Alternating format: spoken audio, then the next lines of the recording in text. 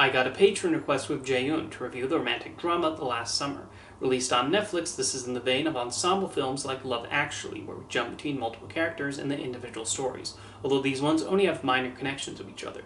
Due to the nature of the film, I'll provide my thoughts on each individual storyline, although I should mention that as a whole, I did not think much of The Last Summer. Only one of the storylines really grabbed me, and I did not feel much of an emotional connection with the characters, which is a problem for romance. And funnily enough, the best storyline in the movie was not even a romantic one.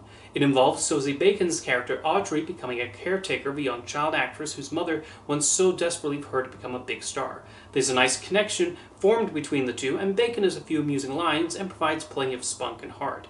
While the ending to her story is a little odd, this one engaged me the most. Then there's the Griffin and Phoebe storyline, involving a guitarist who strikes up a relationship with an aspiring film student. I like that for most of it, it's just these two hanging out with each other, watching movies together, or sharing their favorite meals. Of course, we know drama will eventually enter into it, but that takes a while. And when it does, it's a somewhat interesting dilemma about what happens if you find out your parent is having an affair. Although I should probably mention that the entire time the father was on screen, and my apologies to the actor, I kept thinking how much he looked like Florida Governor Ron DeSantis. At any point I thought he would launch into a tirade against Disney. I felt when we got to the inevitable third act breakup that could have been handled a little better, especially Phoebe's reaction and treatment of Griffin, but it was an okay storyline. The other ones did not work for me at all. The only aspect of the Erin storyline that stood out to me is that she's played by Halston Sage, who I mostly know from The Orville, and it was interesting seeing her in a role without alien makeup. Otherwise, the storyline where she falls in love with a baseball player was largely dull, and honestly, whenever cut back to them, it was like a reminder of, oh right, this is happening too. The storyline that attempts to go primarily for laughs is the Chad and Reese one, and this one is just bizarre. They go to a bar dressed in suits and end up waited on by Jackie Sandler, and it sure is surreal seeing her outside of a Happy Madison production.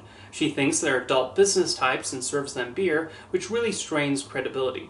None of what happens to them or what they say is all that funny, and is then taken to almost uncomfortable levels when they end up attracting the attention of a couple of businesswomen. Finally, we get the weakest storyline in the movie, which involves Foster, a landscaper who creates a wish list of women he wants to sleep with.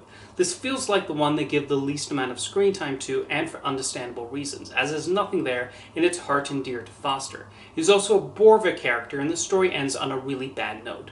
I will admit the first 20 or so minutes of The Last Summer, I was really hating it, and the characters did not grab me at all. And while the majority of them still did not interest me, at least a few of them got better as we get to know them, even though others got worse. But for the most part, I just found it really dull, and I did not get much of anything from the lessons the characters learned and what they dealt with throughout the individual stories. By the way, The Last Summer is directed by William Bindley, and he's an example of how even if someone is not necessarily a named director, they can still have an eclectic filmography.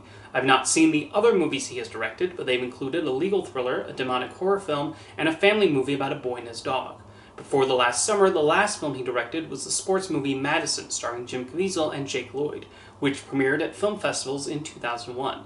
Because of how different these movies seem, you might think he was mostly a hire-on director on them, but he or his brother was also a writer on a few of these.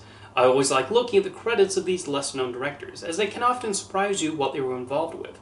And for me, the most interesting fact was that he had an executive producer credit on the Nutjob movies. His production company, Gulfstream Pictures, also signed a first-look deal with Warner Brothers in 2012, but it looks like the only movie WB ended up releasing from them was the Adam Sandler comedy Blended. As for The Last Summer, while it had a few okay moments, I was largely underwhelmed by the execution of the multiple storylines. But if you've seen the movie, let me know your thoughts in the comments, and thank you for the request, Jae-yoon.